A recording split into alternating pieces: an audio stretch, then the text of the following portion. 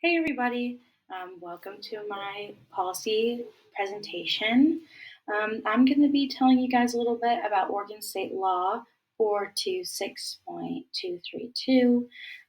This is what I wrote my paper on, so I'm really excited to share it with you. It has a lot to do, and it's really tied into my field experience over at Providence as a constant observer. Um, and that job, I guess, is me sitting and watching cameras of suicidal and homicidal patients who are oftentimes on 72-hour holds awaiting screening um, to make sure that they get the best healthcare possible, mental health care possible. So, to get started, an overview of the policy.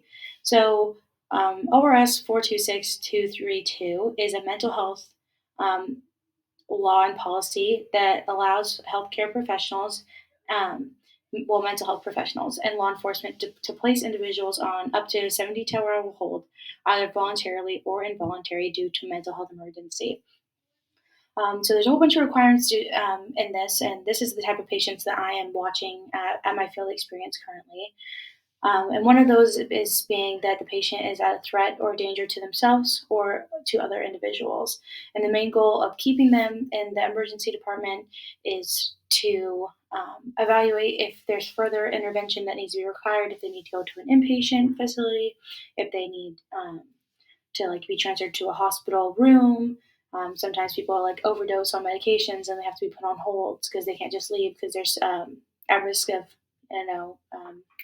permanent damage. So during these commitments, professionals perform assessments on patients and determine if other treatment is needed, and it allows professionals to create a plan of action for each individual case. And these holds can be up to 72 hours long and can be petitioned in court for an extended period of time if deemed appropriate. Another kind of regulation is that once a person is put into on one of these holds, a mental health hold, the professionals who put them on this hold or the law enforcement are required to inform their primary care doctor, and that will be important later. So in this picture right here, this is kind of what a room looks like for a person who's on a mental health hold. It's nothing in the room except for the bed, blanket, pillow, sometimes a chair, sometimes not, depending if the patient is super high risk or more low risk. It really just depends, but there's usually nothing on the walls, no cords, no ropes, no machines, no nothing. So, the scope of the problem is that these holds are oftentimes placed on an emergency health crises. Um, but the issue is what does this hold includes? So sometimes people who are involuntary on hold um, obviously are not very cooperative with what professionals deem is the most straightforward and the best course of action. So sometimes this um, includes restraints, and having 3-point restraints on a patient to make sure that they're not hurting themselves or hurting somebody else. Drug administration, whether the patient wants it or not. Sometimes that they need medication to calm themselves down when they're getting very hostile, and whether that be to themselves or somebody else. And oftentimes they have no personal items, so it kind of takes this kind of respect away from the person, lets them not have much advocacy for themselves and control of their situation once they are on one of these holds. So, like I said before, the professionals need to inform the patient's primary care doctor, um, and that is important for this lawsuit that I was going to bring up that kind of amplifies the problem and the scope of the problem.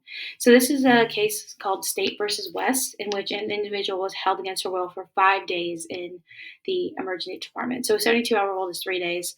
5 days is obviously larger than 3 days. And there was no court petition to extend the hold, so she was just being held there against her will with no court petition to extend her 72-hour hold. And then her primary care doctor was not informed. So she was actually sued the state for this maltreatment and misuse of this policy.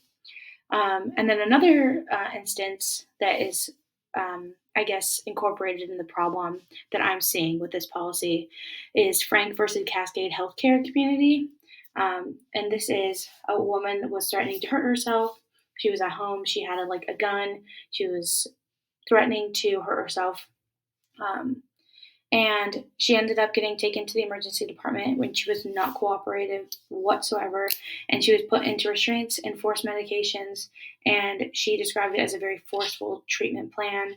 And she was getting transferred to different places. And it was just like a lot for her. And she felt like she was, had no advocacy for herself, which I can totally understand in that situation. So the scope of the problem is kind of what do these individuals going through a crisis um, deserve, and how do they deserve to be treated, and how do we make that a high priority? So, alternative policies. So, even though what I just described is kind of insane and it's like super controversial, I'm sure that some of you have like opinions after just hearing me talk about that. But there isn't much backlash on this law from what I can find. Obviously, people are super um, are very big advocates for mental health, but a lot of the times, unfortunately, these holds are necessary to make sure that somebody does not hurt themselves or hurt somebody else. So it's a really tough situation because these holds are necessary oftentimes. But I think what is really important in changing here is that it is used effectively and followed very strictly because these are people's lives and they can't be messed with in a way that is very small. It's a very big deal. Um, and yeah, so most of the time the law is used effectively and these rules and requirements are followed by staff, but other times they're not, unfortunately. Um, and that's when like forceful or cruel treatment of patients is being experienced on these mental health holds because of staff in hospitals or whatever not following these policies properly. Yeah. So that kind of leads us into the next question is my final recommendation based on what I've just told you guys about. So, what I think is the best idea going forward, since there isn't a lot of direct alternative policies or laws, I would say that just narrowing down and being stricter on enforcement of these regulations and the logistics that go into this policy is a really big deal. Like making sure that like it's a very high stake for the staff to also make sure that they are informing the primary care doctor of the patient, that they are advocating for if it's going to be over 72 hours that they're doing what they need to be doing and filling out paperwork and going to court if need be.